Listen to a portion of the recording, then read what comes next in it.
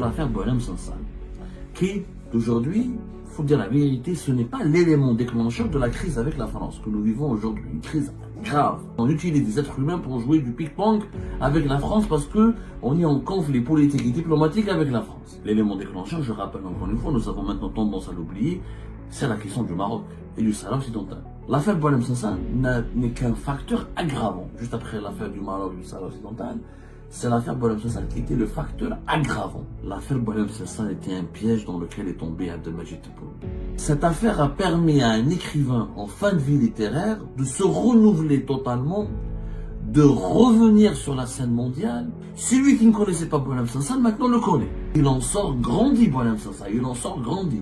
Détesté par une grande partie des Algériens, mais aimé par une grande partie du monde. Il devient l'exemple et l'image de cet écrivain qui affronte un régime et tout un pays. Jamais Bouteflika n'a arrêté Boualem Sansal. Pourquoi? Parce que Bouteflika c'est un despote, c'est un dictateur mais éclairé, intelligent. On s'est attaqué aux origines marocaines du père de Boualem Sansal, donc ça confirme que le régime algérien est trop agressif à l'égard du Maroc. Le Maroc n'a pas réagi. Le Maroc n'a jamais arrêté. Est-ce que le Maroc a arrêté un écrivain algérien ou un écrivain marocain parce qu'il a un père algérien? L'affaire Boualem Sansal, qui aujourd'hui, il faut dire la vérité, ce n'est pas l'élément déclencheur de la crise avec la France que nous vivons aujourd'hui. Une crise grave. C'est une crise grave. On est arrivé au point où nous avons, l'Algérie renvoie ses propres ressortissants qui sont expulsés par la France. On utilise des êtres humains pour jouer du ping-pong avec la France parce que on est en conflit politique et diplomatique avec la France.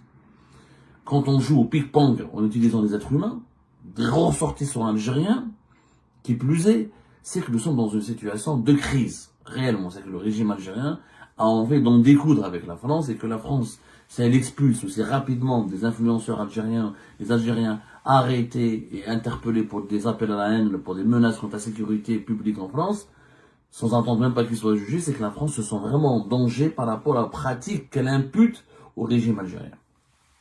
Puisque ces influenceurs sont attribués ou affiliés au régime algérien. L'affaire Boualem Sansal n'est pas l'élément déclencheur de cette crise. L'élément déclencheur, je rappelle encore une fois, nous avons maintenant tendance à l'oublier, c'est la question du Maroc et du Sahara occidental. Depuis que la France a décidé de reconnaître la souveraineté du Maroc sur le Sahara occidental le 30 juillet 2024, tout a basculé entre Algérie et la France dans le pire, oui, on peut dire le pire aujourd'hui, tout a basculé dans le conflit, la querelle, la dispute, le bras de fer, la tension. Nous sommes dans une situation de pré-divorce. Voilà, c'est comme si un couple s'apprêtait à divorcer. L'affaire Boualem Sansal n'est qu'un facteur aggravant. Juste après l'affaire du Maroc et du Sahara occidental, c'est l'affaire Boualem Sansal qui était le facteur aggravant. Le 16 novembre 2024, son arrestation, son placement en garde à vue dans les locaux de la DGSI algérienne, la Direction générale de la sécurité intérieure, des services de renseignement, pendant plus d'une semaine, et son incarcération qui n'a jamais eu lieu. Parce que dès qu'il est parti à la prison de Koléa, il a été ramené vers l'hôpital Mustafa Bacha où il est hospitalisé parce qu'il a un cancer grave à un stade très avancé qui bloque et qui empêche son incarcération. Et jusqu'au jour d'aujourd'hui, il est hospitalisé et soigné par l'État algérien qui voulait l'incarcérer. C'est une situation totalement rocambolesque. C'est quelqu'un qu'on a insulté, qu'on considère comme traître, comme agent du Maroc, d'Israël, de la France. On a parlé des mœurs de sa mère, des mœurs de son père, des origines de son père. On l'a diabolisé en permanence, mais il n'a pas dormi pratiquement une nuit en prison. Parce qu'il est extrêmement malade, très âgé, à plus de 75 ans. À 75 ans. Je pense qu'aujourd'hui, au regard du développement de tous les événements, de la crise franco-algérienne ou algéro-française, l'honnêteté nous dicte d'en faire un aveu. L'affaire Boualem Sansal était un piège dans lequel est tombé Abdelmajid Tebboune. L'affaire Boualem Sansal est un piège dans lequel est tombé Abdelmajid Tebboune. Pourquoi c'est un piège? Soyons rationnels. Oublions les sensations, les émotions et les sentiments. Oublions les propos énervants les propos exaspérants, les propos blessants de Boualem Sansal. Concentrons-nous sur les faits. Un écrivain de 75 ans, qui était méconnu en Algérie, très très peu lu, par la majorité des Algériens et des Algériens, à l'exception de l'intelligentsia francophone. Un écrivain qui était en fin de vie, à 75 ans, malade, cancéreux, qui était rayonnant jusqu'à un moment donné. Voilà, ça, il est beaucoup moins rayonnant en 2024 qu'en 2010-2011. Ses plus gros livres, ses plus gros succès littéraires datent d'il y a 5-10 ans. Le Serment des barbares, le village de l'Allemand, ça c'était des vrais succès littéraires. Mais ces 3 dernières années, Boualem Sansal n'a plus de succès littéraire. Faut dire la vérité. Kamel Daoud, il est plus en vue que Boualem Sansal. L'écrivain aujourd'hui algérien le plus connu, le plus célèbre, le plus suivi, c'est Kamel Daoud. Boualem Sansal, il est de moins en moins suivi. Quand même, quand on compare la carrière littéraire de Boualem Sansal, elle est beaucoup moins prestigieuse qu'avant. Cette affaire, son arrestation, la décision de son emprisonnement, la campagne médiatique extrêmement calomnieuse, injurieuse à son nom, sa diabolisation extraordinaire par Abdelmajid Tebboune, par les médias algériens, par les réseaux sociaux algériens, en fait de Boualem Sansal un héros. Celui qui était un écrivain en fin de vie littéraire, j'espère pas en fin de vie physique, attends, je parle pas de fin de vie littéraire, parce que les derniers livres de Boualem Sansal, il n'a plus écrit un livre aussi qui a autant cartonné comme Le village de l'Allemand, Le Serment des barbares, ou 2084, etc., ses premiers livres. 2084, c'était quelle année? 2015. Ça fait 10 ans. Donc, cette affaire a permis à un écrivain en fin de vie littéraire de se renouveler totalement, de revenir sur la scène mondiale, pas universelle mondiale, pas uniquement la scène française, parce que l'affaire Boualem Sansal l'a fait connaître au monde entier. Celui qui ne connaissait pas Boualem Sansal, maintenant le connaît. Celui qui n'a jamais entendu parler de lui, maintenant a entendu parler de lui. Celui qui n'a jamais lu ses livres, aujourd'hui, va s'intéresser à ses livres, y compris dans les publics francophones, internationaux, dans les publics occidentaux, anglophones ou d'autres langues. Boualem Sansal est devenu une figure internationale. Le Parlement européen parle de lui, la presse française parle de lui chaque jour, les personnalités politiques françaises parlent de lui chaque jour, Emmanuel Macron, président de la 7e, 8e puissance mondiale, a parlé de lui, la presse européenne parle de lui, la presse anglo-saxonne a parlé de lui, la presse asiatique a parlé de lui, mais Boualem Sansal a suscité un buzz mondial. Jusqu'au jour d'aujourd'hui, soyons rationnels. Mis à part ses soucis de santé, mis à part le fait qu'il n'est pas soigné dans un hôpital français, qui est mieux équipé, qui a plus de capacité à le soigner, à le protéger, le seul Boualem Sansal n'est pas perdant dans cette affaire. Il n'est pas du tout perdant. À 75 ans, il devient un héros. Sa seule souffrance réelle, c'est qu'il est hospitalisé en Algérie.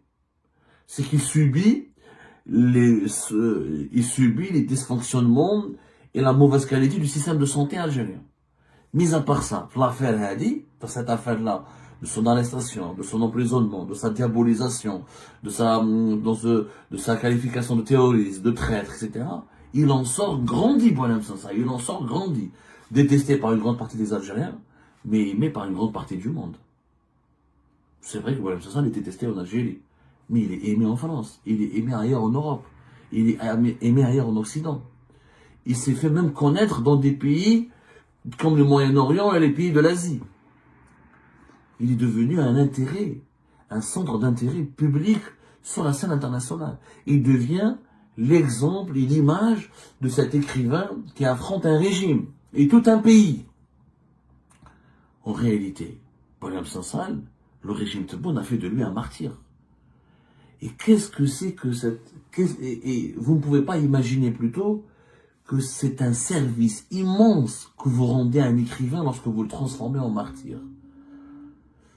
Boualem Sansal peut mourir en Algérie, des suites de son cancer et d'une mauvaise prise en charge médicale. Mais il va mourir en martyr. L'Algérie va continuer à le reconnaître comme un traître. Mais vous connaissez le fameux adage, nul n'est prophète dans son pays. nul n'est prophète dans son village. Ailleurs dans le monde, il sera perçu, Boualem Sansal, comme un héros, comme un martyr, exactement comme Alexei Navalny, le fameux avocat russe qui est mort récemment, opposant russe, qui a fait le choix de revenir, qui est mort en février 2024. La majorité des Russes, peut-être, je ne sais pas, je connais pas le cas, je maîtrise pas la situation de la Russie, on peut partir du postulat que beaucoup de Russes, partisans de Poutine, le considéraient comme un traître, comme un agent de la CIA. Mais il est mort en martyr, il est mort en héros. Il est devenu une figure internationale de cet opposant politique qui est prêt jusqu'à se sacrifier, à sacrifier sa vie pour son pays. Boualem Sansal, s'il meurt en Algérie demain, il sera pire, peut-être encore meilleur qu'Alexei Navalny. Il sera encore peut-être plus glorifié qu'Alexei Navalny, puisqu'il sera considéré comme cet écrivain qui a sacrifié sa vie pour sa plume, pour ses idéaux, pour sa liberté d'esprit. Parce que Boualem Sansal, c'est lui qui a fait le choix de revenir. Il n'a pas été arrêté sur le territoire algérien. Il a décidé de revenir. Moi, si j'étais à la place du régime Tebboune, si j'étais à la place de Abdelmajid Tebboune, je me poserais des questions. Pourquoi cet écrivain qui a fait des déclarations extrêmement fracassantes, très critiques, qui a déboulonné le régime algérien, a décidé de revenir en Algérie du jour au lendemain. Alors qu'il est malade, cancéreux, sa femme elle est malade et qu'il est âgé de plus de 75 ans, n'importe quel être humain, à sa place, normalement, il devrait avoir peur. Boualem Sansal devrait avoir peur comme tout le monde. Aujourd'hui, des simples activistes en France ou là au Canada, pour un message sur Facebook, ils ont peur de revenir en Algérie parce qu'ils ont peur de se faire arrêter dans les aéroports ou là à leur arrivée sur le territoire algérien. Lui, il n'a pas fait que le message sur Facebook, il a écrit, il a fait des interviews, il a fait des déclarations extrêmement dures, extrêmement violentes contre le régime algérien. Et il est revenu en Algérie. Et il a pris le risque de revenir. Pourquoi? Pourquoi? Se poser la question. On ne s'est jamais posé cette question. Je ne suis pas complotiste, hein. J'ai pas de réponse. Je ne suis pas en train de dire qu'une officine étrangère, parce que comme le disent certains médias algériens ou certains dirigeants algériens, il a été alimenté ou actionné par certains cercles occultes, par des puissances étrangères ou des services de renseignement. Ça n'a rien à voir. Moi, j'ai une réponse toute simple. C'est qu'à 75 ans, malade, et après avoir une grande carrière littéraire, le rêve de n'importe quel écrivain est de finir en martyr. De finir en martyr. D'entrer dans la postérité de l'histoire. Moi, par exemple, le régime algérien, quand il m'a condamné à mort, en réalité, il m'a plus rendu service qu'autre chose. Et parce qu'en me condamnant à mort, il a reconnu en moi ma valeur de journaliste indépendant qui dérange, qui dit la vérité. Quand un régime autoritaire et totalitaire condamne un journaliste indépendant à mort, ça veut dire que le journaliste indépendant arrive à déranger, arrive à bousculer, à dire des vérités qui sont extrêmement dérangeantes. Ce que, généralement, les dictateurs ne le comprennent pas, sauf les dictateurs éclairés. Mais les dictateurs médiocres ne le comprennent pas. Qu'à force de trop persécuter leurs adversaires, ils font de leurs adversaires des personnalités puissantes. Puisque ils leur donnent il leur donne une certaine figure symbolique, il leur donne une certaine place dans la mémoire des peuples, de leur peuple. Boualem Sansal n'est pas actionné par un service étranger. Je ne vois pas pourquoi les services étrangers auraient besoin de Boualem Sansal s'ils voulaient faire quelque chose contre l'Algérie. Il a voulu jouer au héros. Il a réussi son coup. Il est aujourd'hui en train de s'imposer comme un héros, comme un écrivain qui défie un régime et qui n'a pas peur pour sa vie, parce qu'il défend ses idées. Si le régime Tebboune était intelligent, le régime Bouteflika, pourquoi le régime Bouteflika n'a jamais arrêté Boualem Sansal? Et pourtant, en 2012, Boualem Sansal était en Israël, le mur de lamentation. Il a fait un reportage avec Arte en Israël, où il a fait des déclarations aussi dures contre l'Algérie à l'époque de Bouteflika comme à l'époque de... C'était en mai 2012. Les livres les plus importants, les plus critiques, comme Le village de l'Allemand, de Boualem Sansal, qui remettent en cause certains dogmes, certaines croyances sacrées autour de la guerre de libération nationale, ont été publiés à l'époque de Bouteflika, en 2008, comme Le village de l'Allemand. Jamais Bouteflika n'a arrêté Boualem Sansal. Pourquoi? Parce que Bouteflika, c'est un despote, c'est un dictateur, mais éclairé, intelligent. Il n'a jamais voulu transformer Boualem Sansal en martyr. Il savait très bien que s'il arrêtait Boualem Sansal, vu comment il a une audience importante en Occident et en France, notamment en Occident, et notamment auprès des élites intellectuelles et politiques, etc., proches d'Israël et très occidentalisées, qu'il allait totalement desservir les intérêts du régime algérien et qu'il allait transformer Boualem Sansal en un héros, en un martyr, qui disposerait ensuite d'un pouvoir d'influence énorme. Un individu sur lequel s'acharne tout un régime, c'est un individu persécuté, mais qui dispose d'un capital de sympathie auprès de la communauté internationale, et donc il a une influence. Le Bouteflika n'a jamais voulu faire cette erreur parce qu'il ne voulait pas donner à Boualem Sansal cette influence. Au contraire, Bouteflika a réagi avec beaucoup d'indifférence. Boualem Sansal, laissez-le parler, laissez-le entrer au pays, laissez-le sortir. Il dit des conneries, je ne suis pas d'accord avec lui, il ne représente personne. Ça a marché parce que Boualem Sansal n'a jamais eu d'influence à l'époque de Bouteflika. Alors qu'à l'époque de Bouteflika, les livres de Boualem Sansal cartonnaient. Il a fait des livres très bien écrits, extrêmement puissants sur le plan littéraire, et qui ont cartonné. Le village de l'Allemand, par exemple, le sermon des barbares. Mais il n'avait aucune influence.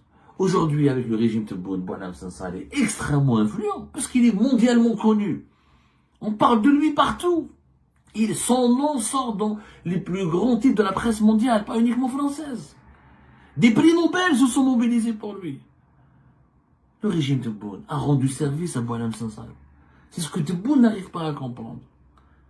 Il est en train de rendre service à Boualem Sansal. Parce que l'histoire, elle va retenir quoi?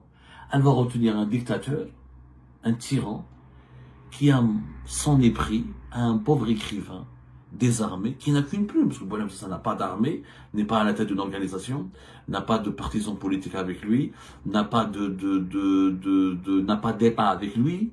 La France le soutient parce qu'elle a la nationalité française, mais il n'a qu'un livre, il ne fait qu'écrire des livres, il ne fait qu'écrire des articles, il ne fait que des interviews, il n'est pas armé, il n'a pas d'ambition politique, il n'est pas candidat. L'histoire va retenir ça. David contre Goliath. Le nain qui a fait trembler le géant. L'esprit libre qui a affronté l'esprit obscurantiste. Il sort grandi dans cette histoire. Et l'autre piège, c'est que Boualem Sansal a mobilisé, a fédéré contre l'Algérie toute la communauté occidentale et internationale. Quand je dis la communauté internationale, y compris des pays dictatoriaux qui n'approuvent pas ce genre de comportement. C'est-à-dire arrêter un écrivain très âgé et malade et l'utiliser comme bouc émissaire ou comme un élément de bras de fer politique avec un autre pays.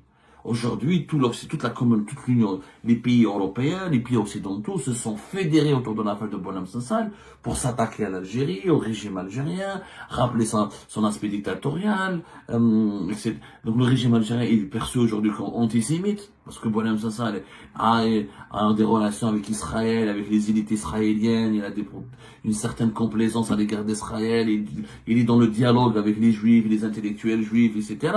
Donc on a rapidement fait des raccourcis que dire le régime algérien s'attaque à Boualem Sansal parce qu'il est antisémite, il est liberticide, il est anti-liberté d'expression. On s'est attaqué aux origines marocaines du père de Boualem Sansal, donc ça confirme que le régime algérien est trop agressif à l'égard du Maroc. C'est lui qui cherche les problèmes, c'est lui qui cherche les tensions avec le Maroc n'a pas réagi. Le Maroc n'a jamais arrêté. Est-ce que le Maroc a arrêté un écrivain algérien ou un écrivain marocain parce qu'il a un père algérien? Il y a beaucoup d'écrivains marocains, beaucoup d'artistes et d'intellectuels marocains qui ont des parents algériens. Est-ce que vous avez vu un jour le Maroc s'attaquer à leurs parents de la sorte? Moi, je ne l'ai jamais vu. Si vous avez un exemple à me montrer, allez-y. Donc, à travers l'affaire Boualem Sansal, le régime algérien a été désigné par la communauté occidentale, notamment par les pays européens, et les pays qui sont proches de la France, et les pays Israël, le Maroc et les autres, comme un régime liberticide, raciste, antisémite, inhumain, cruel, que des mauvaises images, que des défaillances que des défauts cruels, insupportables, qui rendent ce régime infréquentable. Je vous remercie toutes et tous sans exception comme d'habitude pour avoir suivi les vidéos jusqu'à la fin et toutes nos vidéos. Je vous remercie pour vos commentaires et pour vos réactions. N'oubliez pas de nous laisser des commentaires sur le sujet de cette vidéo et aussi de vous abonner à la chaîne si vous n'êtes pas encore abonné. Donc voilà, je vous remercie encore pour votre soutien à la chaîne, pour vos abonnements et pour toutes vos réactions et pour vos commentaires très diversifiés. Et j'espère pouvoir toujours être à la hauteur de vos expectations. Donc voilà, merci encore une fois et à la prochaine dans une nouvelle vidéo. Au revoir.